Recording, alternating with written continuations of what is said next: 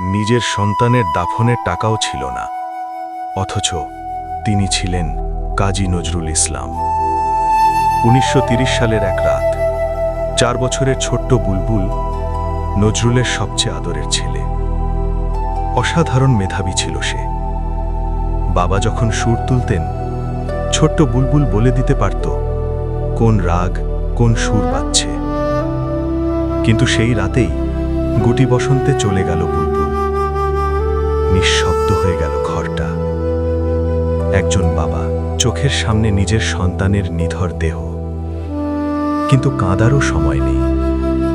কারণ দাফনের জন্য দরকার টাকা, কাফন, গোরস্থান, সব মিলিয়ে দরকার প্রায় 150 টাকা। কিন্তু নজরুলের কাছে একটা টাকাও নেই।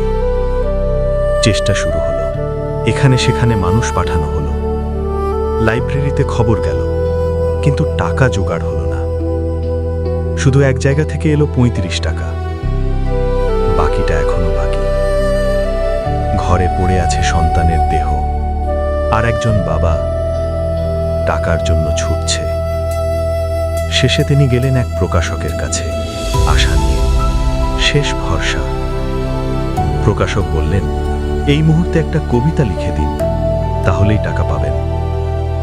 একজন বাবা নিজের সন্তানের দাফনের টাকার জন্য কলম তুলে নিলেন।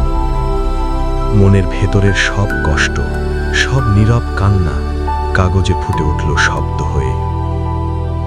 ঘুমিয়ে গেছে শান্ত হয়ে আমার গানের বুলবুলি, করুণ চোখে চেয়ে আছে সাঁঝের ঝরা ফুলগুলি। সেই কবিতার বিনিময়ে হলো সন্তানের দাফন। কিছু কষ্ট থাকে যা মানুষকে শক্ত করে না, ভেঙে দেয়। আর কিছু গল্প শুধু শোনার জন্য না, মনে রাখার জন্য।